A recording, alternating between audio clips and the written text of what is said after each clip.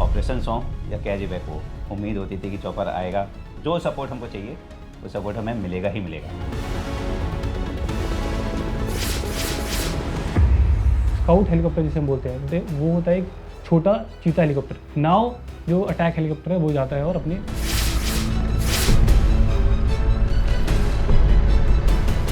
Siachen glacier के अंदर जो पूरा सपोर्ट सिस्टम है उसका एक बहुत मेजर रोल प्ले करता है आपके चीताज एंड चेतक। सो वहाँ की फ्लाइंग बाकी से कैसे अलग है? ग्लेशियर में है कि अगर आपका 1 डिग्री का वेरिएंस है तो 5 kg as for the Cheetah helicopter, और अभी 5 डिग्रीज इवन 1 kg वो आपकी लाइफ एंड डेथ।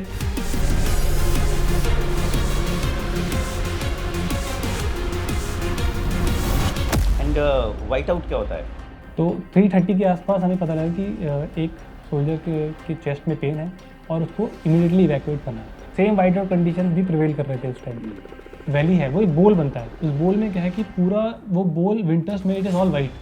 लैंड कर रहे होंगे और आपको दिखेगा कि एवरीथिंग इज़ वाइट, पूरा वाइट है। आपको पता ही नहीं होगा कि मैं किस एलिवेशन पे फ्लाई कर रहा हूँ, मैं ग्राउंड से कितना ऊपर हूँ।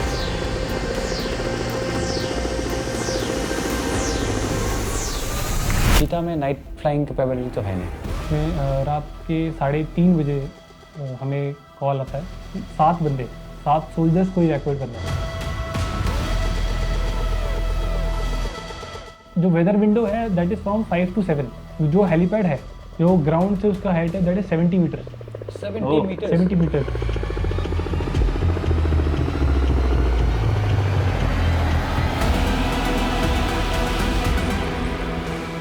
जिसमें आपको लगा कि भैया आज तो गए। ग्लेशियर में एक हेलीपैड है, हेलीपैड पे यहाँ लैंड किया है और उसके नीचे बिल्कुल खाई मान ली जाए।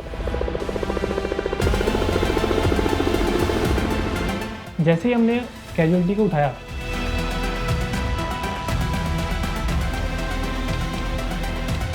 साइक्लिक और कलेक्टिव जैसे बोलते हैं, फ्लाइंग करते हैं मैनुअल फ्लाइंग, अगर आपने उनको ज़्यादा वेरिएशन दे दिया तो जो हेलीकॉप्टर है वो कुछ भी हो सकता है, उसमें इंजन फायर हो सकता है।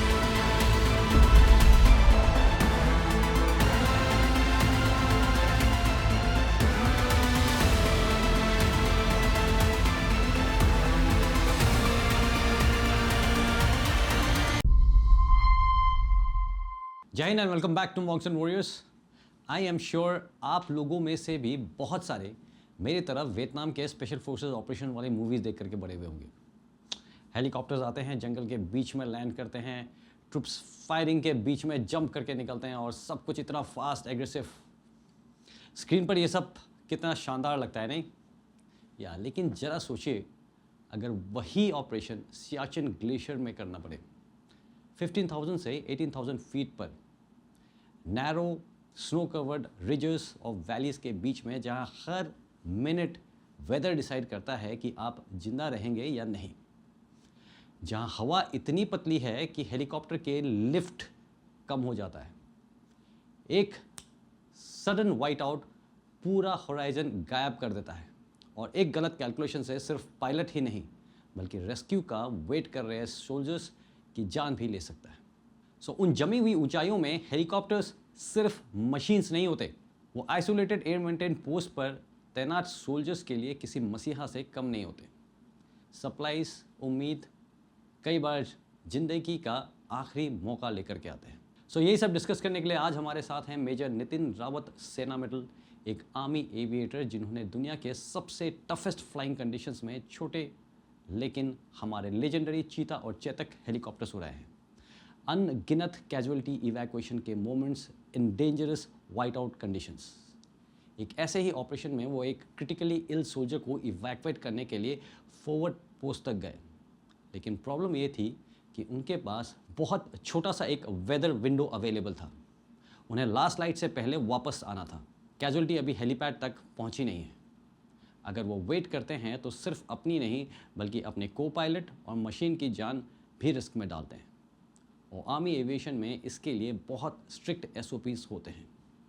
अगर आप बच भी गए तो उसके बाद कोर्ट ऑफ इंक्वायरी का सामना अलग। तो ऐसे सिचुएशन में एक पायलट क्या करता है? रुक कर सबकी जान को रिस्क में डालता है या वापस लौट कर एक सोल्जर को पीछे छोड़ देता है? ये वो डिसीजंस हैं जिनके साथ हमारे एविएटर्स रोज जीते हैं। तो चलिए सुनते हैं सीधा उस इंसान से जिन्होंने ये सब खुद जिया है। और जी हाँ, शुरू करने से पहले एक बार बहुत बड़ा thank you to all those pet lovers and pet parents जिन्होंने सूफ़ी को इतना सपोर्ट किया है। आप लोगों के सपोर्ट की वजह से जॉन अब्राहम भी हमारे साथ जुड़ गए हैं as a founding member of the team.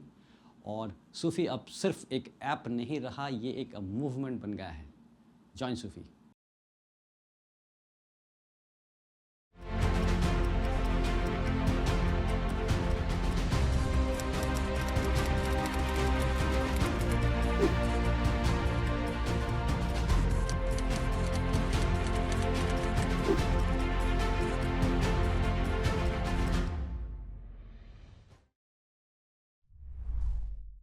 जय Hind Nitin and welcome to monks and warriors. Jain sir, thank you so much. And सबसे पहले तो मैं ये कहूँगा कि बड़ी खुशी होती है जब भी हम किसी आर्मी एविएशन वाले को देखते हैं, बिकॉज दो चीज़ें बड़ी कंफर्म हो जाती थी। जैसे ही आर्मी एविएशन का नाम आता था, ऑपरेशन सॉ या कैच बैक हो, अगर बोला जाता था कि चॉपर आ रहा है तो 99% उम्मीद होती थी कि चॉपर आएगा और अगर कैजुअलिटी है तो उसको लेके जाएगा, और अगर ऑपरेशन है तो उसमें कोई जो सपोर्ट हमको चाहिए वो सपोर्ट हमें मिलेगा ही मिलेगा। तो welcome to monks and warriors. And आज हम डिस्कस करेंगे आपसे रिलेटेड एंड एविएशन से रिलेटेड जितनी भी सारी चीज़ें हैं उसके बारे में डिटेल में डिस्कस करेंगे। Right sir, thank you so much sir, thank you so much for having me here. Welcome Nitin. And seriously हमारे अपने एक्सपीरियंस से ही lot of respect for the entire aviation corps, और बहुत अच्छा काम कर रहे हैं आप लोग। या it's like a life saver always. बिल्कुल। एज एन आर्मी एविएटर मुझे आर्मी ने एक मौका दिया है कि मैं नॉर्मल सिविलियंस को और जनता को ये बता सकूं कि वी एज आर्मी एविएटर हम थोड़े से डिफरेंट क्यों हैं, क्यों हम इस प्रोफेशन में हैं, और क्यों हमारा एक अलग से एक बॉन्ड है, एक लिंकेज है ग्राउंड फोर्सेस जो कि हमारी आर्मी है उसके साथ। यार मैं कुछ और सोच रहा था, लेकिन अच्छा हुआ आपने बता दिया। तो यहीं से शुरू करते हैं कि आप थोड़े से डिफरेंट क्यों हैं। सर डिफरेंस है, जैसे कि मैं बताना चाहता हूँ कि जब मैं आर्मी में आया था तो मैं डायरेक्ट एविएशन में नहीं था। मैं इनिशियली कमीशन हुआ था एक इन्फेंट्री यूनिट में। मेरा फ्लाइंग करने का बहुत ही दिल था, बट क्योंकि आईएमए में जो प्रोसीजर होता है जिसमें कि आपके जो बैचेस बनते हैं उसमें एविएशन की वैकेंसी नहीं थी, क्योंकि उस टाइम पे एविएशन की वैकेंसी बहुत ही रेयरली आती थी। तो वो मेरा एक सपना था कि मेरे को एविएशन में जाना है, बट फॉर्चुनेटली और अनफॉर्चुनेटली मेरी उसमें वैकेंसी ही नहीं आई, तो आई ऑप्टेड फॉर इन्फेंट्री। ऐसा नहीं है कि मेरे को इन्फेंट्री में नहीं जाना था, but yes if given a chance तो my first priority was aviation and second was infantry. So I opted for infantry and went into infantry. Then after serving for 3 years मुझे मौका मिला कि मैं एक वॉलंटियर फॉर्म भर सकूं, जिसके थ्रू मैं एविएशन में आया, और आज मैं परमानेंट हूँ एविएशन में। And I am very thankful कि मुझे ये मौका मिला और मैं अभी भी ये सब कर पा रहा हूँ। तो अलग क्या है, आपने बताया ना कि हम कैसे अलग हैं या कैसे कनेक्ट है ग्राउंड फोर्सेस के साथ। सर जैसे कि मैंने आपको बताया कि मैं इन्फेंट्री में था, तो हम लोगों ने इन्फेंट्री सोल्जर के लिए जो एक हेलीकॉप्टर है, वो नॉर्मल सिविलियन के लिए भी अगर आप बोलेंगे कि जो ग्राउंड पे काम कर रहा है वो आर्मी है, जो नेवी में शिप चल रही है वो नेवी है, और जो हवा में हमें चॉपर दिख रहा है, हेलीकॉप्टर दिख रहा है, वो एयरफोर्स है। बट क्योंकि मैंने एज अ इन्फेंटेरियन वहाँ पे सर्व किया है, तो मुझे पता है कि जब मैं अभी एक आर्मी एविएटर हूँ, मुझे पता है कि उनकी रियलिटी क्या है, ग्राउंड पे कितना डिफ़िकल्ट है काम करना, कितना इम्पोर्टेंस है। जब मैं मेरे लिए हो सकता है कि एक रूटीन मिशन हो जिसमें मैं रेकिन ऑब्जर्वेशन के लिए जा रहा हूँ, जिसमें मैं राशन डिलीवर कर रहा हूँ, मेरे लिए एक रूटीन मिशन है जिसमें मैं जा रहा हूँ। बट जो बंदा वहाँ पे है, जो इन्फेंटेरियन सोल्जर उस हार्श इन्वायरमेंट में बैठा है, उसके लिए एक चॉपर का आना is like a hope. Yes, उम्मीद की किरण है वो वो। एक उम्मीद की किरण है। उसमें हो सकता है कि एक डॉक्यूमेंट ही हो, क्या पता किसी की कोई लीव से डॉक्यूमेंट रिलेटेड कोई लीव हो, कुछ और डॉक्यूमेंट हो, राशन हो, जो कि मेरे लिए एक मेरा टास्क है जो कि मैं कर रहा हूँ, बट उसके लिए वो बहुत बड़ी चीज़ है। तो this is what we really connect to. Yeah so आप चीता और चेतक टाइप के जो छोटे वाले एयरक्राफ्ट हैं उसको उड़ाते हैं। वो बहुत ही छोटा होता है वो एक्चुअली। और आपने उसको चूज़ किया है and you are very comfortable with it. तो इसका ज़रा ऑपरेशनल रोल के बारे में बताइए। अपार्ट फ्रॉम कैजुअलिटी इवैक्यूएशन, जंग में आप एक चीता या चेतक जो छोटे वाले एयरक्राफ्ट हैं उसका क्या रोल है? सर जैसा कि आपने ही खुद बोला कि चीता जो है बहुत ही छोटा एयरक्राफ्ट है, तो जैसे कि हम कोई भी ऑपरेशन करते हैं तो उसमें छोटा टारगेट जो कि बहुत ही डिफिकल्ट होता है किसी को भी स्पॉट करना, तो चीता का जो खासियत है, जो चीता हेलीकॉप्टर की खासियत वो यही है, वो इतना छोटा एयरक्राफ्ट है कि आपको किसी भी ग्राउंड के फोल्ड से वो निकल सकता है। आपके रडार सिग्नेचर में वो नहीं आएगा क्योंकि उसका जो रडार सिग्नल बनेगा वो बहुत ही छोटा बनेगा, उसके अंदर कोई ऐसा मेजर इक्विपमेंट नहीं है जो कि रडार्स को डिटेक्ट कर सके। तो और जो भी कोई बड़े ऑपरेशंस होते हैं तो इनिशियल आपको चाहिए कि मैं उस टारगेट के बारे में जानकारी ले सकूं। अगर आप पहले ही उसमें आपका जो अटैक हेप्टर है उसको आप भेज देंगे तो वो जो मिशन है वो इतना फीजिबल नहीं हो पाएगा। तो जो किसी भी ऑपरेशन में जो सबसे पहला जो स्काउट हेलीकॉप्टर जिसे हम बोलते हैं वो होता है एक छोटा चीता हेलीकॉप्टर जो कि जाता है, इनिशियल रेकी करता है, बताता है कि टारगेट जो हमने प्लान किया है वो वही है, वो वहीं पे है, उसके आसपास जो हमने अपने जीपीएस से जो भी हमें इन्फॉर्मेशन मिली है वो करेक्ट है। नाउ जो अटैक हेलीकॉप्टर है वो जाता है और अपने टारगेट को जो भी उसको टास्क मिला वो करता है। तो सबसे पहले जा करके आप रेकी करके कंफर्म करते हैं और फिर अटैक हेप्टर्स पीछे से जा करके स्ट्राइक करते हैं। जी सर, ये एक तरीका है, ऐसे का बहुत सारे तरीके हैं, टैक्टिक्स है, जो कि ये भी एक छोटा सा पार्ट है। या कि नितिन जैसे मैंने पर्सनली चीता से जंप नहीं करी है, मैंने मी से करी है, LH एंड बाकी फिर AN-32 और C-130 वगैरह से, लेकिन मैंने ट्रैवल ज़रूर किया है। और जितना मैंने खुद का पर्सनल एक्सपीरियंस है कि बहुत ही छोटा मेरे को भी लगा। इनफैक्ट आपको लगता है कि यार मैं पैदल निकल जाता हूँ, ठीक है, एंड चीता से रहने देता हूँ। बट जब आप फ्लाई कर रहे हो तो कभी आपको ऐसा लगा, बिकॉज सिंगल इंजन कैरियर है, तो आपको कभी ऐसा लगा कि यार सिंगल इंजन है, रिस्क ज़्यादा है, एंड उसके बाद भी आपने चीता में कंटिन्यू किया? सर सिंगल इंजन है क्योंकि उसकी जो टास्क है वो सिंगल इंजन से ही हो सकता है। मैं एक एयरक्राफ्ट को छोटा बनाऊंगा और उसमें डबल इंजन लगा दूँ, तो उसका सोल पर्पस है, जो उसका सोल पर्पस है हाई ऑल्टीट्यूड में सियाचिन ग्लेशियर में फ्लाई करना, तो ALH के बनस्पत और चीता के उसमें सिंगल इंजन इसलिए दिया है ताकि उसका वेट कम हो सके। छोटा इसलिए है, उसकी स्किड की जो लेंथ है वो छोटी इसलिए ताकि वो किसी, जैसे कि आपको पता है ग्लेशियर में हर जगह आप लैंड नहीं कर सकते हैं, हर जगह आपको उतनी स्पेस नहीं मिलेगी जहाँ पे आप एक बड़ा हेलीपैड ALH के हिसाब के से 25 बाय 25 मीटर का एक बड़ा हेलीपैड बना सकें। तो आपको छोटा स्पेस चाहिए, आपको एक ऐसा एयरक्राफ्ट चाहिए जो कि कम फ्यूल के साथ ज़्यादा वेट कैरी कर सके। तो वो काम जो है वो चीता करता है, इसीलिए आज भी ग्लेशियर में वी आर फ्लाइंग चीता, जो कि अब तो चीतल हो चुका है, जिसमें एक एडवांस वर्जन आ चुका है। ALH का जो इंजन है उसको हमने डिग्रेड करके चीता में फिट कर दिया है, तो अब उसकी पावर जो है लोड तो वो डबल इंजन है? नो सर, वो सिंगल इंजन ही है, बट पहले चीता में जो इंजन होता था, अभी ALH का जो इंजन है, शक्ति इंजन जिसे हम बोलते हैं, उसको हमने डिग्रेड कर दिया, जिसकी क्योंकि जो चीता का जो MGB है, जिसे हम बोलेंगे कि रोटर को जो घूम रहा है, दैट मेन गियर बॉक्स जो है उसकी कैपेबिलिटी है, बट मतलब उसकी कैपेबिलिटी है और इंजन की कैपेबिलिटी है। इंजन की कैपेबिलिटी को हम रिड्यूस करके रोटर्स को घुमा रहे हैं, तो हमने इंजन और पावरफुल लगा दिया है उसमें, और रोटर्स को और पावर मिल जाएगी। रोटर्स को और पावर मिली है, जिससे कि लोड कैरिंग कैपेसिटी जो है वो बढ़ गई है। और साइज़ जो आप बता रहे थे कि आपको भी थोड़ा डर लगता है उसके अंदर बैठने, तो वही उसके एक यूनिक पार्ट है। आप देखेंगे किसी भी हेलीकॉप्टर का जो कॉकपिट है, जो आप जिसके अंदर बैठते हैं, जो चीता का कॉकपिट है वो पूरा मतलब ग्लास है। आप बैठ के अगर आप साइड में देखें तो आपको, जैसे ALH में आपको विंडो से देखना पड़ता है, बट चीता में ऐसा कुछ नहीं। चीता में आप जहाँ कहीं से भी देख सकते हो, आप कहीं से भी देख सकते। तो इसलिए वो रेकी एंड ऑब्जर्वेशन का सबसे जो बेस्ट पार्ट है, वो आप चीता में रेकी एंड ऑब्जर्वेशन बहुत ही अच्छे से और बहुत ही आसानी से कर सकते हैं। इनफैक्ट मैं भी पहली बार कमीशन होते ही आई थिंक 2 महीने या 3 महीने हुए होंगे, हमें एयर एफर्ट मिला था, और बर्फ़ में उस समय मैं लाइन ऑफ कंट्रोल में था, तो जाकर के फुट ट्रैक्स वगैरह देखना था कि कोई नए ट्रैक्स वगैरह तो नहीं है। आधे टाइम तो मैं फोकस नहीं कर पाया क्योंकि इतना सही है जितना ये टेबल है, शायद इतना सही है, जिसमें आप सामने बैठे हैं और हर जगह से आपको मतलब ऐसा लग रहा है कि आप एक्सपोज्ड ही हैं, और it is unique sir. And आप विंडो खोल भी सकते हैं उसमें। ये सर कुछ ऐसे ऑपरेशंस हैं तो आप दरवाजे भी निकाल देते हो। ये सर कुछ ऐसे ऑपरेशंस हैं जिसमें हमें डोर्स को रिमूव करके हम फ्लाइंग करना परमिटेड है। जैसे कि स्मॉल टीम इंसर्शन एक्सेशन हो गया, जिसमें आपको बंदों को बिठा के, आपको ऐसी जगह है जहाँ पे आप ज़मीन पे लैंड नहीं कर सकते हैं, बट आप लो होवर पे तो आ सकते हैं, ज़मीन के पास तो आ सकते हैं। तो उस टाइम पे अगर आप डोर्स को खोलेंगे तो डोर्स को खोल के डिफ़िकल्ट हो जाएगा वो पार्ट, तो इसलिए हम डोर्स को रिमूव कर देते हैं और लो होवर पे आके बंदों को कहीं भी हाई ऑल्टीट्यूड में किसी भी एक चोटी पे जहाँ पे जगह नहीं है वहाँ पे भी होवर करके बंदों को ड्रॉप कर सकते हैं।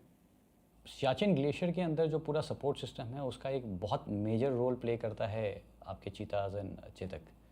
सो वहाँ की फ्लाइंग बाकी से कैसे अलग है? एंड इनफैक्ट मैं व्यूअर्स को ये बताना चाहूँगा कि आप शायद बहुत ही काबिल पायलट हैं ग्लेशियर के लिए अगर जब बात आती है। एंड आप एक ऐसे ऑफिसर हैं जिन्होंने सेना मेडल गैलेंट्री भी लिया है ग्लेशियर फ्लाइंग में, और मेंशन इन डिस्पैच भी लिया है गैलेंट्री के लिए। 2 गैलेंट्री। या तो 2 गैलेंट्री अवार्ड लिया आपने, एंड वो दोनों के दोनों सियाचिन के ही हैं।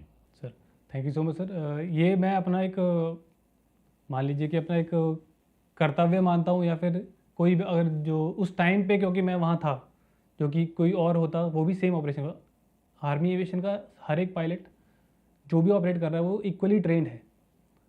ग्लेशियर में जाने से पहले जब भी कोई, जैसे मैं मेरी पहली पोस्टिंग जो प्लेन्स एरिया में थी, जब मैं वहाँ गया तो एक लंबा चौड़ा बहुत सिलेबस होता है, फ्लाइंग सिलेबस, जिसमें आपको हर फेज़ में ग्लेशियर में फ्लाइंग की जाती है।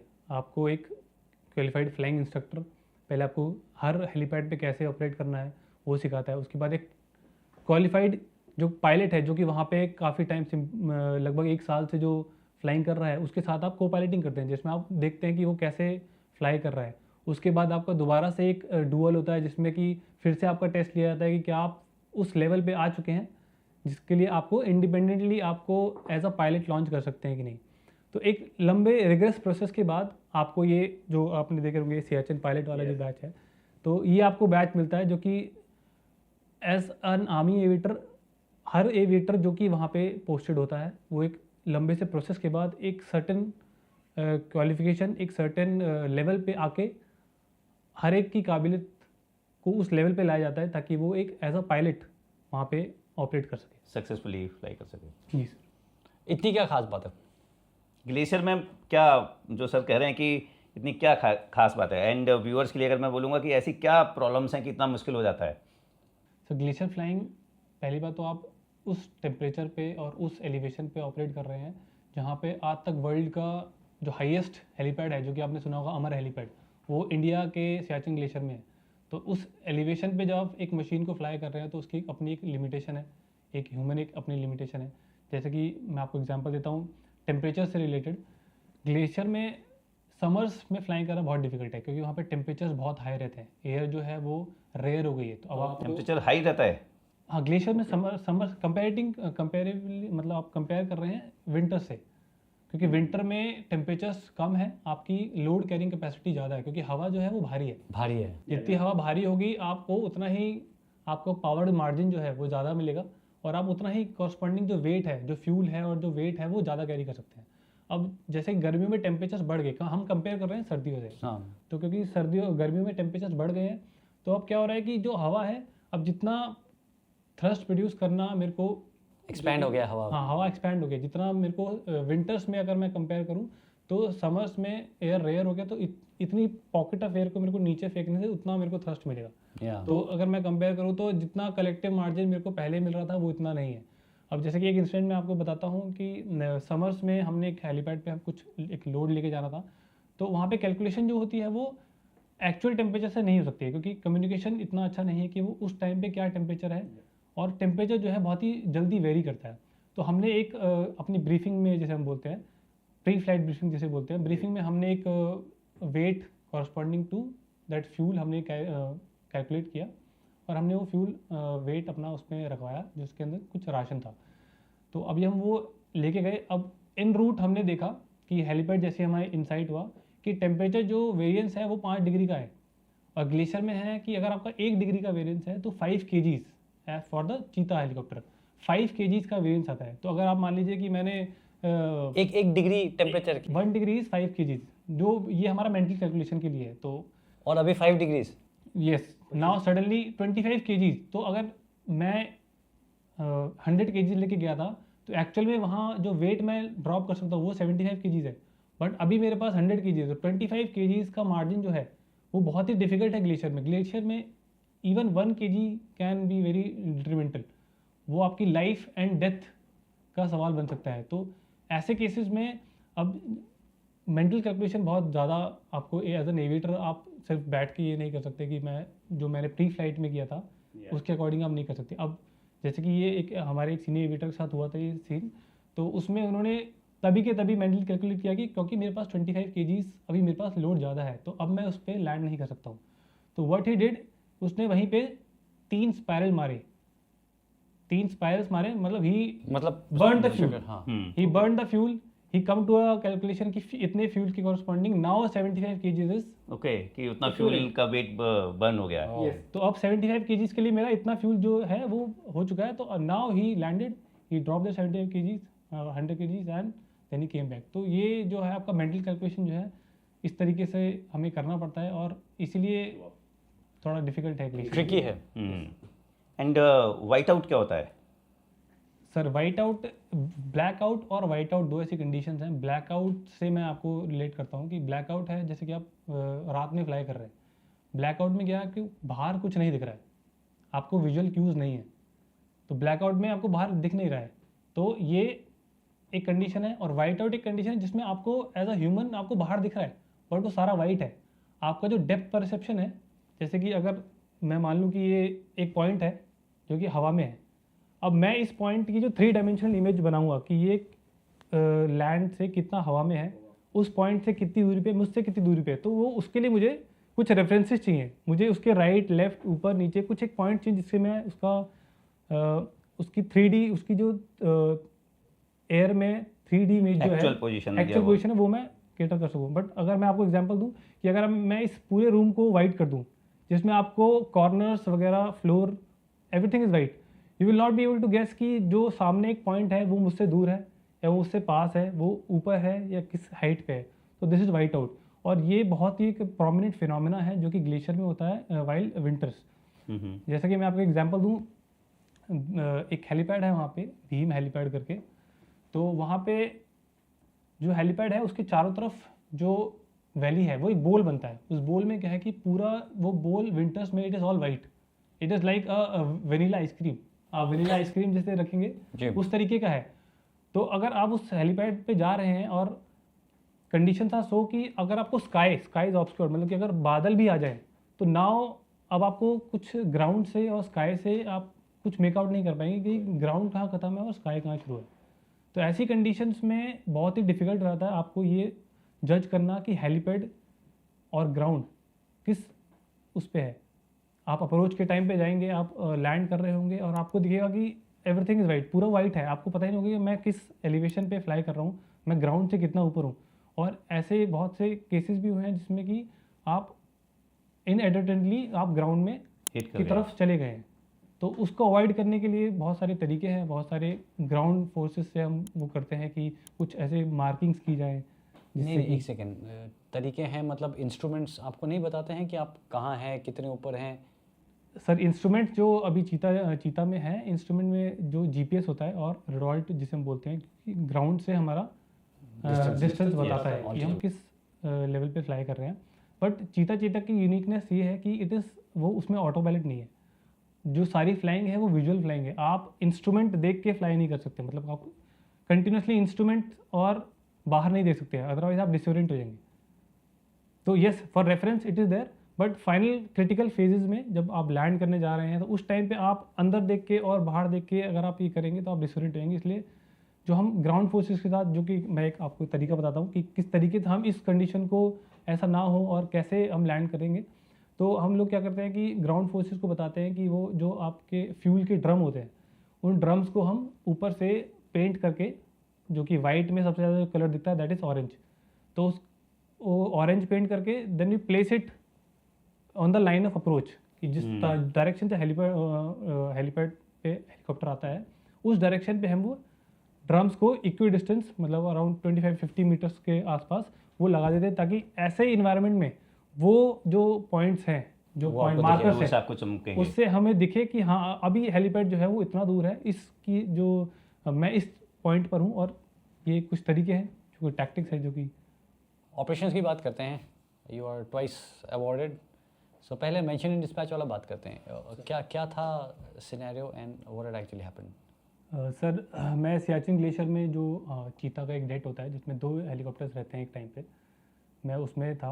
और विंटर्स के मौसम में, विंटर्स के वेदर में हमें एक इन्फॉर्मेशन मिली कि जो एक सोल्जर है उसकी चेस्ट में पेन है। तो जिस हेलीपैड की मैं अभी बात कर रहा था, भीम हेलीपैड जो कि बॉल में है, सेम हेलीपैड से हमको उसको कैचअप करना था। बट वो उस मोमेंट पे वो सोल्जर जो था वो वहाँ नहीं था, वो एक सामने के आगे के हेलीपैड पे था, जहाँ आगे के पोस्ट पे था जहाँ पे कोई हेलीपैड नहीं है। तो 3:30 के आसपास हमें ये इन्फॉर्मेशन मिली कि हमें कैचअप करना है। और 12 बजे के बाद फ्लाइंग बंद होती है? 12 बजे का फ्लाइंग होते हैं, बट हम कैचबैक के लिए हमेशा अवेलेबल रहते हैं, मतलब हम स्टैंड बाय पे रहते हैं। तो 3:30 हमें इन्फॉर्मेशन मिली कि एक बार यहाँ रेफरेंस के लिए 12 बजे के बाद क्या होता है? हवा टेम्परेचर्स जो है सर वो बढ़ जाते हैं। टेम्परेचर्स बढ़ने से जो है बहुत ही हम ज़्यादा बात कर विंड चुके शेयर होता है, बहुत ज़्यादा हवाएं चलती हैं, तेज़ हवाएं चलती हैं, जिससे कि हेलीकॉप्टर को कंट्रोल करना डिफिकल्ट हो जाता है। तो इस क्योंकि 6 to 12 जो नॉर्मल वेदर रहता है उसमें फ्लाई करना थोड़ा कंपैरेटिवली आप बोलेंगे तो ईजियर है। ईजियर भी नहीं है तो आप उस जो आपको मिशन जो अचीव करना है वो ज़्यादा आप कर सकते हैं, क्योंकि टेम्परेचर बढ़ने के बाद आपकी जो लोड कैरिंग कैपेसिटी है वो भी कम हो जाती है और फ्लाइंग करना भी बहुत ज़्यादा डिफिकल्ट हो जाता है। तो 3:30 के आसपास हमें पता लगा कि एक सोल्जर के चेस्ट में पेन है और उसको इमीडिएटली इवैक्यूएट करना है। और उस दिन जो सनसेट था दैट वाज एट 4:30। तो जैसा कि 4:30 से पहले आपको वापस लैंड करना है, और ये सिंगल इंजन एयरक्राफ्ट है। तो 3:30 पे वी वर रेडी। और जस्ट सॉरी अगेन इंटरप्ट कर रहा हूँ मैं, उनको आपके बेस पे लेकर के आना है कि कहीं और नीचे ले में, या कहीं नॉर्मली आपको जैसे अल्टीट्यूड कम करके उसको ले में ले जाना होता है एंड वापस आना होता है वहाँ, या आप अपने बेस पे ला रहे थे? सर इनिशियली जैसे कि इस तरीके की जो होता है जहाँ पे टाइम नहीं है, क्योंकि सनसेट के बाद तो वैसे भी फ्लाइंग नहीं हुई, तो इस केसेस में क्योंकि हमारा मेडिकल डिटैचमेंट जो है वो बेस कैम्प जो कि बेस हेलीपैड है वहाँ पे भी रहता है। तो इनिशियली क्योंकि हमारे पास पीछे ले तक जाने के लिए सुविधा नहीं है उस टाइम पे, तो हम उसको उस मोमेंट पे बेस पे लाते हैं, वहाँ पे उसका मेडिकल ट्रीटमेंट होता है और नेक्स्ट डे फर्स्ट लाइट और सब्सिक्वेंट टाइम में उसको हम लेके जाते हैं। तो उस मोमेंट पे जब हमें पता लगा कि 3:30 पे कैचअप करना है तो वी वर रेडी। बट पिक्यूलियरिटी जो मैंने आपको बताया कि वो जो इंडिविजुअल था, जो सोल्जर था, वो आगे फॉरवर्ड पोस्ट पे था और उसको हेलीपैड तक आने के लिए, जो कि स्ट्रेचर पे 4 बंदों को लेके आना पड़ता क्योंकि उसके चेस्ट में पेन था, वहाँ तक आने के लिए मिनिमम 1 आवर का टाइम लगता है। तो 3:30 हमें बताया गया, 3:30 he started walking from there और 5 बजे सनसेट का है। Flying time from that base helipad to the Bhim helipad which I told you, वो 20 मिनट का है। तो अभी टाइम क्रिटिकल ऑपरेशन हो गया, जिसमें कि क्योंकि विंटर्स थे और शाम के टाइम में वेदर भी क्लाउडी, बहुत ज़्यादा क्लाउडी हो गया था, तो वाइट आउट का कंडीशन जो मैंने आपको बताया वो सेम वाइट आउट कंडीशन भी प्रिवेल कर रहे थे उस टाइम। तो अब 3:30 पे हमें कॉल मिला कि वो बंदा 1 घंटा आने में लेगा और 4 बंदे जो उसको उठा के लाएंगे, उनकी हेल्थ, आपको पता है कि ग्लेशियर में अपना वेट कैरी करना ही बहुत डिफिकल्ट है और 4 बंदों को स्ट्रेचर पे उस बंदे को कैरी करना तो अपने आप में एक चैलेंज है। तो अभी हमें 20 मिनट्स पहले वहाँ लैंड करना है, तो हमने टेक ऑफ किया कंसिडरिंग कि वो बाय 4:20 और 4:30 he will reach there. We took off at 4 o'clock, landed at Bhim helipad 4:20 पे। Now the individual is not there, वो बंदा वहाँ था ही नहीं क्योंकि उनको लाते वक्त उनका स्ट्रेचर टूट गया। Now the stretcher has broken. अब वो बंदे जो सोल्जर है उसको अपने कंधे पे रख के ला रहे हैं और सिटिंग एट द हेलीपैड हमें वो दिख रहा है क्योंकि ग्लेशियर में आपको क्या कि विजिबिलिटी इज मोर, तो हमें दिख रहा है कि वो बंदा आ रहा है। बट टाइम लिमिटेशन भी इतना कम है कि अगर वो 10 मिनट के अंदर नहीं आया तो फिर हमें वापस जाने में दिक्कत होगी, सनसेट का टाइम भी अप्रोच कर रहा है। तो उस क्रिटिकल कंडीशंस में उसको लेके आए और by the luck would have कि वो एग्जैक्ट उस मोमेंट पे आया जबकि हमारा कट ऑफ होने वाला था। 4:40 ही केम, हमने उसको बिठाया and we just landed in base camp at around 4:59 अगर मैं गलत नहीं हूँ तो बिल्कुल 1 मिनट पहले, और आप कहेंगे कि बिल्कुल at the moment we landed. You are flying a Cheetah, Chetak? I am flying Cheetah sir. Cheetah, अब चीता में नाइट फ्लाइंग कैपेबिलिटी तो है नहीं। अगर एक्सटेंड हो जाता, सामने आपको वो बंदा दिख रहा है और आप नहीं रुक पाते तो आप क्या करते, वापस आ जाते? Sir is there anything else that can happen? मतलब सर वापस आना ही पड़ता है, क्योंकि ग्लेशियर में आप जैसे कि हम बोलते हैं कि एक जान बचाने के लिए आप 2 जानें नहीं दे सकते हैं। तो अगर आपको पता है कि उसके, हम मानते हैं कि चेस्ट में पेन है, बट नाइट फ्लाइंग ग्लेशियर में ऐसी जगह पे जहाँ की कैपेबिलिटी नहीं है चीता की फ्लाई करने का, एनवीजी नहीं है उसमें इंस्टॉल और फ्लाइंग करने की, तो एक नोन डेंजर और एक अननोन डेंजर। अननोन डेंजर की हाँ उसके बंदे के चेस्ट में पेन था, बट वो सबसाइड भी हो सकता है, कम हो सकता था, बट आपको पता है कि श्योर शॉट ये तो हाँ कि अगर मैंने इसके बाद किया तो ये तो श्योर शॉट है कि इसमें तो नॉन डेंजर है, इसमें रिकवर करना ही पॉसिबल नहीं है। तो यहाँ पे सर ट्रेनिंग आप बोल लीजिए कि आपके एसओपीज बोल लीजिए, या तो बट इनफैक्ट मैं कहूँगा कि इस वाले केस में भी आपने पूरा लास्ट तक वेट किया उसका, है ना? तो वो पूरा I mean, कैलकुलेशन एक मिनट या 1 मिनट, बिकॉज इस तरह के एनवायरनमेंट में उस ऑल्टीट्यूड पर वो 1-2 मिनट तो बिल्कुल वैसे भी पता नहीं लगता है। सर तो हेड्स ऑफ टू यू।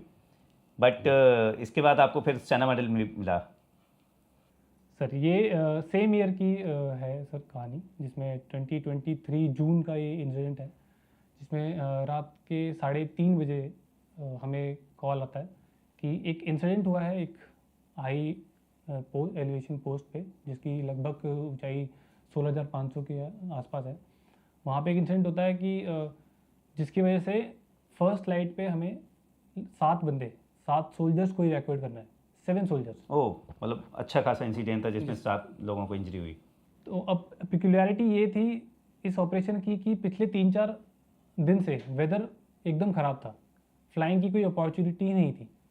तो 3:30 पे हमें कॉल आता है कि इनकी क्रिटिकल कंडीशन है, इनको इवैक्यूएट करना है। तो हमने उसी टाइम से हमारा 3:30 से ही वी स्टार्टेड कैलकुलेटिंग, हमें पूरा ब्रीफिंग हमारा शुरू हुआ। तो फर्स्ट चीज़ थी कि क्योंकि 2-3 दिन से वेदर ख़राब है, तो क्या हमें वेदर विंडो मिलेगी? तो हमने जो मेट असिस्टेंट होते हैं, जो वहाँ पे एयरफोर्स के मेट असिस्टेंट होते हैं, उनको कॉल किया, उनसे पूछा कि वेदर कितना है, क्या ये वेदर खुलेगा, क्या हमें अपॉर्चुनिटी मिलेगी? तो उसने बताया कि जो वेदर विंडो है दैट इज़ फ्रॉम 5 to 7, सुबह फर्स्ट लाइट 5 बजे से 7 बजे, मतलब 2 घंटे का विंडो है। आपको 7 लोगों को निकालना है। 7 लोगों को निकालना है, और वो एक ऐसे हेलीपैड से है और जून की गर्मी में है, जहाँ पे टेम्परेचर इतने ज़्यादा हैं कि आपको एक टाइम पे आप एक ही बंदे को इवैक्यूएट कर सकते हैं, और आपको 7 बंदे निकालने हैं, और क्योंकि वो एक इम्पॉर्टेंट पोस्ट है, आपको 7 बंदे इंडक्ट भी करने चेक हैं। भी करने हैं।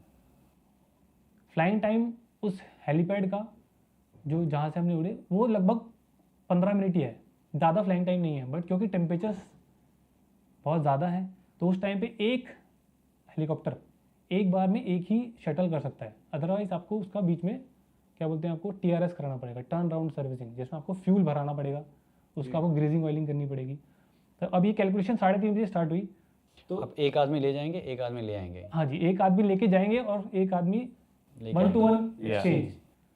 बट क्योंकि हमारे वहाँ पे 2 ही एयरक्राफ्ट हैं, और एक मोमेंट पे, क्योंकि window is only for 2 hours, 2 घंटे में आपको 7 बंदे इंडक्ट करने हैं, 7 डी इंडक्ट करने हैं, और उनका पर्सनल लगेज, जिनको आप इंडक्ट कर रहे हैं, उनको रहने के लिए एक पर्सनल जो उनकी किट होती है, Yeah. That is approximately 25 to 30 kgs, वो भी आपको इंडक्ट करनी है, वो भी आपको केटर करना है। या तो अब उस मोमेंट पे प्लानिंग शुरू होती है 3:30 के आसपास। तो इस ऑपरेशन को करने के लिए ले से 3 और एयरक्राफ्ट बुलाए जाते हैं, ताकि जो हमें एयरक्राफ्ट एक शटल के बाद चेंज करना है वो ना करना पड़े, ताकि हम सिर्फ एक शटल करें, दूसरे जो 4 एयरक्राफ्ट खड़े हैं उनमें बैठे 2 बंदों को इंडक्ट करें, उसको स्विच ऑफ करें, अगले 2 एयरक्राफ्ट स्टार्ट करें, उसको स्विच ऑफ करें, ऐसे करके हमने वो ऑपरेशन किया। अब इसमें क्रिटिकलिटी जो थी वो सुबह 3:30 बजे से, जरा मैं आपको बताया, वो स्टार्ट हो चुकी थी। फर्स्ट लाइट पे हमने एग्जैक्ट 5 बजे हमने टेक ऑफ किया। अब इसकी एक और क्रिटिकलिटी है कि जो ऑपरेशन हो रहा है, क्योंकि मुझे 5 बजे टेक ऑफ करना है, तो उसका रात में जो प्रिपरेशन करते हैं, जो कि मैंने आपको ग्राउंड प्रिपरेशन बताया, अब उस टाइम पे लाइट नहीं है, आपको ऐसी जैसे आपके स्टूडियो में लाइट है, इस लाइट में आपको इंस्पेक्शन करना पड़ रहा है, जो हमारी EME टेक्निकल की टीम है उनको इंस्पेक्शन करना पड़ रहा है। तो वो भी एक बहुत ही क्रिटिकल फेज़ है, क्योंकि नॉर्मल लाइट में आपको चीज़ों को देखना, विजुअल इंस्पेक्शन करना, वो बहुत ही एक तरह से आसान रहता है, या फिर नॉर्मल नेचुरल है वो। नेचुरल है वो। बट नाइट में करना, लाइट्स में करना, तो error, margin of error is more. तो वो भी एक है। Factor yes. यस, तो 5 बजे हमने स्टार्ट किया, वी टुक ऑफ। जो हेलीपैड है उसका, वो एक पिलर हेलीपैड के मतलब पिलर हेलीपैड है, उसका जो ग्राउंड से पिलर की शेप का है, वो जो ग्राउंड से उसका हाइट है that is 70 meters. 70 meters. 70 meter post वो नीचे है, 70 मीटर्स का वो हेलीपैड है, पिलर हेलीपैड। तो उसमें क्या है कि उसके चारों तरफ स्टेयर्स टाइप बना रखे हैं, तो उसमें बंदे को लेके आना, नीचे से ऊपर तक बंदे को लेके आना, वो भी एक अपने आप में एक मतलब 70 मीटर्स तक आप उस पिलर पे लैंड कर रहे हैं। डिप्लॉय है उनके लिए भी एक टास्क है। उसके बाद आप जब उस जून की गर्मी में जब आपने टेक ऑफ किया है, उस टाइम पे देखा कि जो वही सेम जो मैंने आपको बताया 1 kg कॉरस्पॉन्ड्स टू 1 डिग्री और 5 kg कॉरस्पॉन्ड्स टू 1 डिग्री। तो उस मोमेंट पे जो हमने कैलकुलेशन किया था, ये जो पिलर है कितना बड़ा पिलर था? ये पिलर आपका लेंथ 7 मीटर बाय 7 मीटर के लगभग होगा, जितना आपका ये स्टूडियो में आपको only 7 meter 7 meter by 7 meter. And helipad required is 25 meters, नहीं 15 मीटर। 15 मीटर्स। तो ग्लेशियर में आपको 15 15 बाय 15 पे ग्लेशियर में आपको, क्योंकि मैंने आपको बताया कि ग्लेशियर में जो हेलीपैड रेस्ट्रिक्शन है, इसीलिए चीता हेलीकॉप्टर जो है वो अमर जैसे हेलीपैड पे, जो कि 19,600 की एलिवेशन पे है, वहाँ जाके लैंड करता है। ऐसे बहुत से हेलीपैड पे जहाँ पे एएलएच जो है वो नहीं जा सकता, क्योंकि उसकी जो हेलीपैड रिक्वायरमेंट है वो ज़्यादा है। तो वो क्रिटिकल, तो मतलब आपके लिए हेलीपैड चाहिए 15 15 by बाय 15 15 और यहाँ पे है सिर्फ 7 बाय 7 7 बाय 7 और वो भी क्योंकि एकदम पिलर पे है। पिलर। तो that is again but with due training discipline, जो कि हमें प्रैक्टिस कराई जाती है, जो कि हमें सिखाया जाता है, तो उसके अकॉर्डिंग हमने ये ऑपरेशन किया। It's like a huge tower. It's like a huge tower. Accuracy आपकी हाँ। बिल्कुल वो, और कुछ भी हवा से अगर थोड़ा भी इधर उधर हो गया तो, एंड जो बंदे वहाँ पे जैसे कैजुअलिटी वगैरह वो 7 मीटर्स पे 7 मीटर्स पे ऊपर खड़े रहेंगे। वो 7 मीटर बाय 7 मीटर के पिलर के बिल्कुल कॉर्नर्स में, बिल्कुल एजेस में रहते हैं और वो बैठे रहते हैं। जब भी आप वीडियो देखेंगे ग्लेशियर की, कुछ वीडियो जो इंटरनेट पे है, जिसमें एक बंदा है जो कि अपनी तरफ हेलीकॉप्टर को बुला रहा है, और हेलीकॉप्टर बिल्कुल उसके नाक से 2 मीटर की दूरी पे एक से सामने के सामने हेलीकॉप्टर बैठ रहा है। तो ऐसी भी वीडियोज़ हैं जिसमें एक्चुअल हेलीपैड की डायमेंशन कितनी छोटी है वो देखने को पता लगता है। पहले जब हमने 5 बजे स्टार्ट किया और हम लेके गए पहले बंदे को वहाँ से, तो एक्चुअल कंडीशन में एक्चुअल में उनका है क्या, वो हमें एग्जैक्टली नहीं पता था कि उनको क्या हुआ है। क्या वो लाइन कैजुअलिटी है, क्या वो बैठ के आएगी, क्या वो खड़े होके आएगी। बट हमने प्रिपेयर किया कि वो लाइन कैजुअलिटी है, तो हमने अपने जो चीता के अंदर जो बैक सीट रहती है वो भी निकलवा दी थी, कि हो सकता है क्या पता हमें उसको एडजस्ट करके लाना पड़े, उस बंदे को लेटाना पड़े। जबकि मैं आपको बता दूं कि चीता में लेटने की कैपेबिलिटी नहीं है, आप पीछे बंदे को बैठना है सिर्फ, फुल स्ट्रेच में लेटा नहीं सकते हैं। अगर आपका हाइट थोड़ी ज़्यादा है तो आप नहीं आ पाओगे। तो बट फोल्ड करके, क्योंकि वो हेलीपैड रिस्ट्रिक्शन ही ऐसी है कि उसमें एएलएच लैंड नहीं कर पाएगा, चीता ही लैंड कर पाएगा। तो ये सब हमने कैलकुलेट करके हम गए वहाँ पे। हमने जब हम हेलीपैड की तरफ जा रहे तो देखा कि टेम्परेचर्स जो हैं अगेन 7 to 8 डिग्रीज का डिफरेंस है, जो कि हमने as per chart, as per nature जो चार्ट है कि इतने एलिवेशन पे इतना कम होना चाहिए, बट क्योंकि प्रेवेलेंट कंडीशंस वो काफ़ी ज़्यादा क्लाउडिंग की वजह से टेम्परेचर बढ़ जाता है, सनराइज़ जो कि एक नॉर्मल फैक्टर है, तो इस कंडीशन से हमने देखा कि वो अगेन डिफरेंस आ गया है फ्यूल और वेट में। तो फिर हमने पहली लैंडिंग जो थी वो फर्स्ट एयरक्राफ्ट ने की। फर्स्ट एयरक्राफ्ट ने लैंड किया जिसके अंदर बंदा नहीं था। ये भी हमने केटर करके गए थे कि पहले एयरक्राफ्ट जो है फॉर द सेफ्टी मार्जिन हमने उसके अंदर बंदा नहीं बैठाया, सेकंड एयरक्राफ्ट के अंदर बंदा बैठा होता। तो द फर्स्ट एयरक्राफ्ट और लाइट, वो हल्का एयरक्राफ्ट था, उसने लैंड किया। उसने बताया कि अब जो टेम्परेचर डिफरेंस की वजह से इतना ही लोड आ सकता है, मतलब आपको बंदे को अगर उतारना है तो एकदम नेक टू नेक आप बोल लेंगे कि आप वहाँ पे वेट नहीं कर सकते, आप सेकंड अप्रोच भी नहीं कर सकते हैं। इतना क्रिटिकल है कि आपको फर्स्ट मोमेंट में ही आपको उस हेलीपैड पे जाना है, आपको हेलीपैड के ऊपर बैठाना है एयरक्राफ्ट और उस बंदे को उतार के और आपको वापस आना है। ऐसा नहीं है कि आप, क्योंकि हवाएं, हो सकता है कि हवा बहुत तेज़ है और वहाँ पे रहती है हवा तेज़ है, आप लैंड नहीं कर पाए हैं और आपने गो अराउंड कर दिया, मतलब आप निकल गए सेफ अप्रोच से कि मैं सेकंड अटैम्प्ट कर लूँ। बट क्योंकि वो टेम्परेचर वेरिएशन इतना ज़्यादा था और आपके पास सेकंड ऑप्शन नहीं था, क्योंकि फ्यूल एकदम आप बिल्कुल नेक टू नेक लेके चल रहे हैं, आपके पास अगर आप एक और अप्रोच बनाएंगे तो उसके लिए अलग से 10 लीटर फ्यूल चाहिए, जो कि नहीं है वहाँ पे। तो इसलिए हम पहले एयरक्राफ्ट में बंदा ही नहीं था ताकि वो हमें बता सके कि एक्चुअल कंडीशंस क्या है। तो उसने हमें बताया कि ऐसे से ये है कि आपके पास सिर्फ एक ही first option is the only option to land and drop that individual. So अगर आप नहीं कर पाते किसी भी वजह से, हवा ज़्यादा है या अटेम्प्ट के बाद, तो आपको वापस आना पड़ता पूरा? पूरा वापस आना पड़ता बेस तक जाना आपको पड़ता है, बेस तक आना पड़ता बेस है, तक आपको जाना बेस पड़ता में है। वो दूसरी एयरक्राफ्ट लेके जाना Yeah. पड़ता यस, और आपका जो 2 घंटे का टाइम है, वो window close तो हो जाती आपका है। एक जो शटल था वो खत्म वो हो आपका खत्म हो जाता, मतलब आधे घंटे का जो आपका टाइम है वो आपका अब 1.5 घंटे में अंदर आपको वो सेम चीज़ करनी है। Correct. और वो भी वेदर प्रिडिक्शन है 5 से 7 आपका वेदर ठीक रहेगा, वो डिपेंड, जैसे उस दिन हुआ भी कि 15 मिनट पहले ही क्लाउडिंग बढ़ गई और वो और मिशन जो है वो 1 आवर 45 मिनट्स के अंदर ही हमें करना पड़ा। तो जैसे ही फर्स्ट एयरक्राफ्ट लैंड करता है तो उसने इनिशियली हमें बताया कि ये फ्यूल और ये वेट आज के लिए इस हेलीपैड पे बन रहा है। तो जब हम दूसरी बार गए तो हमने और उसको बिल्कुल एज पर एक्चुअल टेम्परेचर हमने कैलकुलेट किया और फिर हमने इस सेम कार्रवाई की। तब तक जब हम फर्स्ट शटल करके आए हैं तब तक अराउंड टाइम था 5:30 और जो लेह से जो एयरक्राफ्ट आने थे वो भी उस टाइम पे आ चुके। तो हमने तुरंत उस बंदे को उतारा, मतलब उसको स्विच ऑफ किया, जल्दी से दूसरे जो 2 एयरक्राफ्ट रेडी थे उनके अंदर हमने अपने आप को उसको स्टार्ट किया, दोबारा से दो बंदे बैठाए, गए वहाँ पे उनको लैंड करा, उस दोबारा से इसी सेम कार्रवाई हमने, मतलब it is like continuously Wow. Changing the aircraft and taking oxygen also and अपना डिमीनर, आपको डिसिप्लिन, वो आपको जो बीच में आपको सांस लेनी है, ब्रीथ, जो कि ऑक्सीजन वहाँ इतनी रेयर है, तो वो सारा मैनेज करते हुए ये ऑपरेशन हमने। तो आपने 3 सॉर्टीज करी उस दिन? हाँ जी, हमने 3 सॉर्टीज करी जिसमें हमने टोटल 7 इंडिविजुअल्स को इंडक्ट और 7 को डी इंडक्ट किया, जिसमें कि जो इंडक्ट किया था उसमें उनका पर्सनल बैटल लोड भी था। Amazing Wow. Amazing, seriously I am not too sure कि ऑडियंस को पता चल रहा है कि नहीं कि एक्चुअली Correct, बिल्कुल, कैसे because आप लोगों ने इसको पुल थ्रू किया और कितना वहाँ के जो difficult है ये। हालात हैं, yeah but seriously heads off to everybody in the aviation corps, amazing. ये बताइए कभी आपके साथ ऐसा कोई ऑपरेशन हुआ जिसमें, इसमें भी लगा होगा शायद, बट और कोई ऑपरेशन जिसमें आपको लगा कि भैया आज तो गए? कई बार फील आया होगा शायद। फीलिंग सर, हाँ कई बार आई है।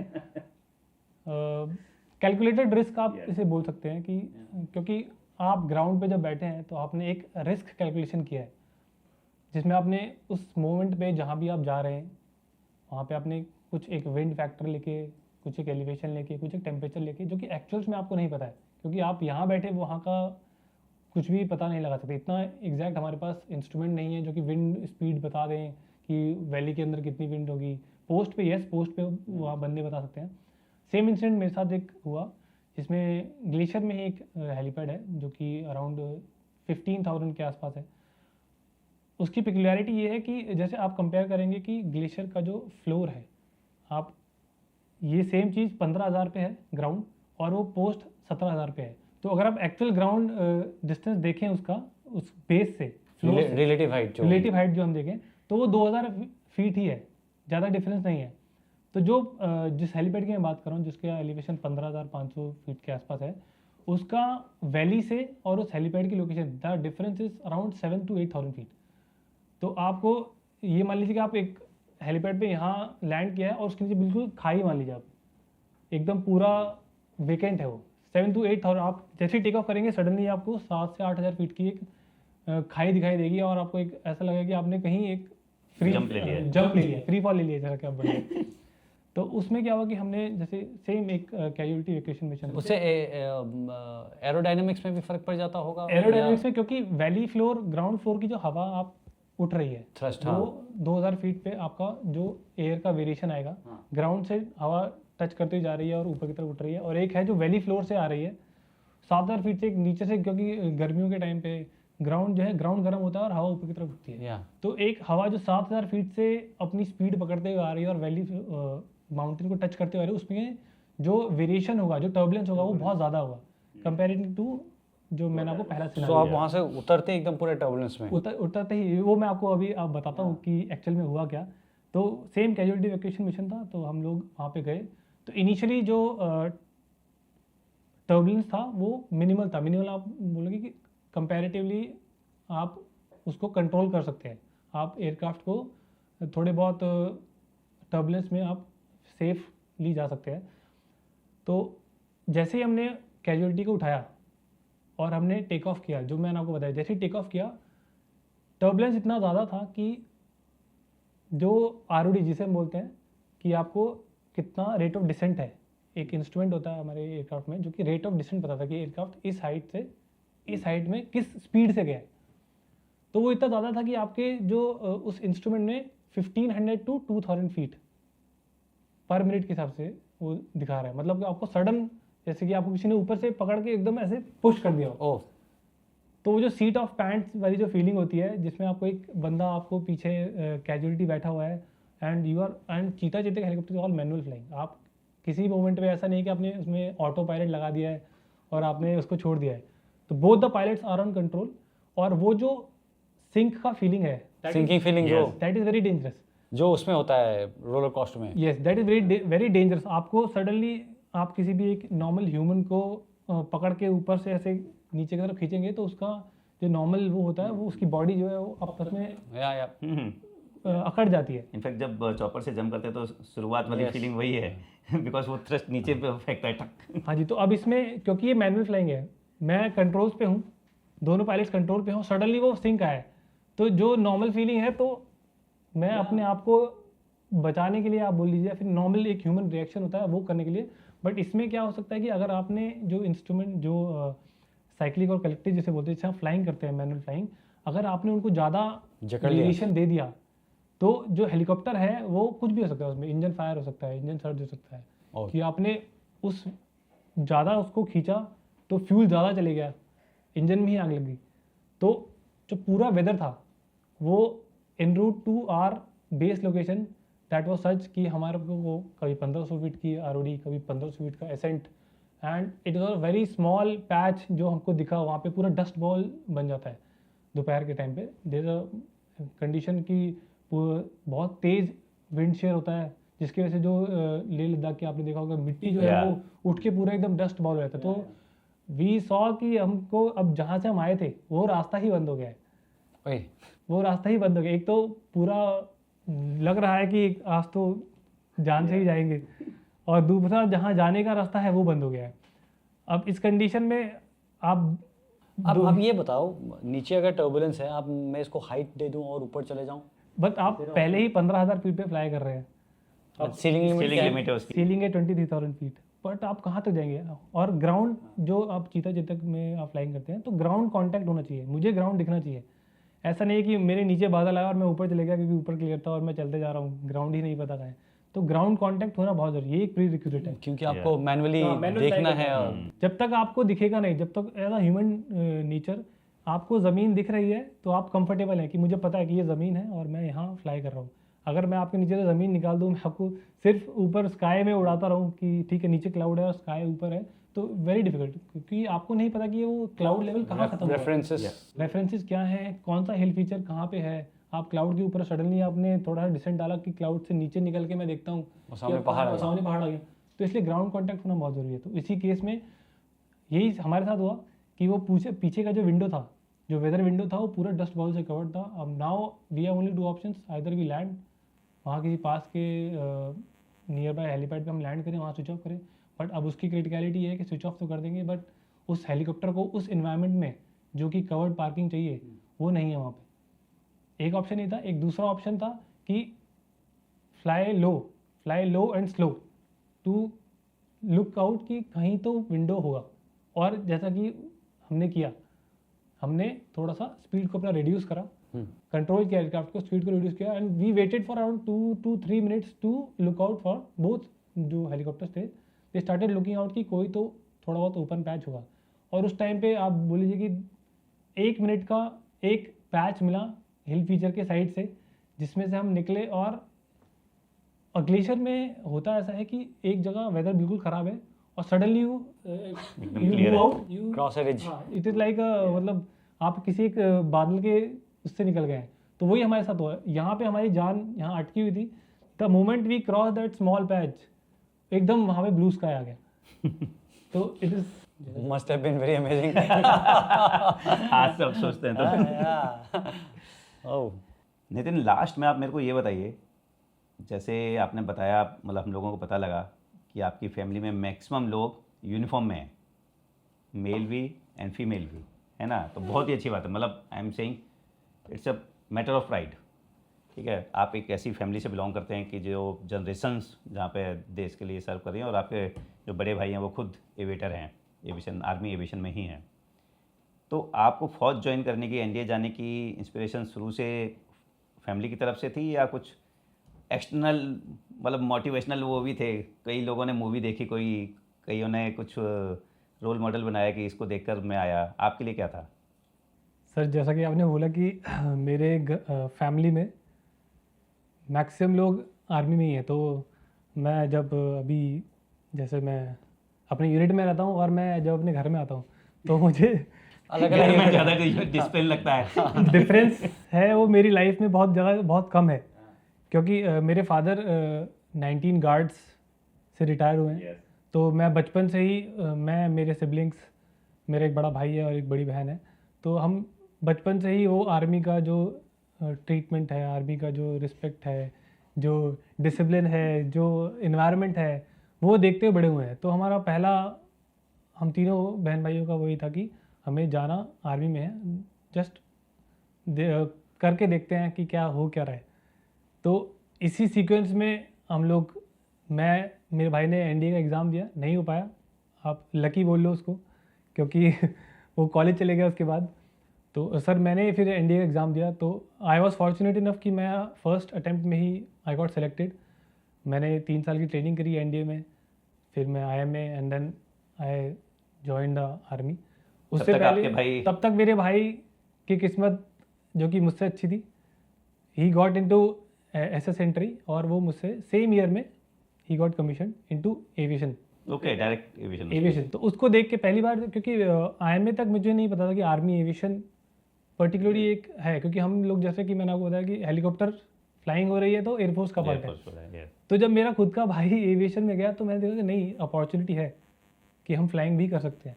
तो मैंने अपने भाई को देख के आर्मी एविएशन का जो रोल है, जो खुद मैं जाना चाहा और मैं उसमें गया। और एडिशनल में मेरी जो सिस्टर इन लॉ है वो भी आर्मी में है, वो लास्ट ईयर ही रिटायर हुए हैं। तो अब घर का इन्वायरमेंट जो है वो एक, आप बोल लीजिए कि आर्मी वाला ही है। वो ही सुबह 5 बजे उठना पड़ता है, और सेम चीज़ मैं जो यूनिट में कर रहा हूँ वही मैं सेम चीज़ आके घर पे मुझे करनी पड़ रही है। तो I was lucky enough to serve this nation and I am very thankful.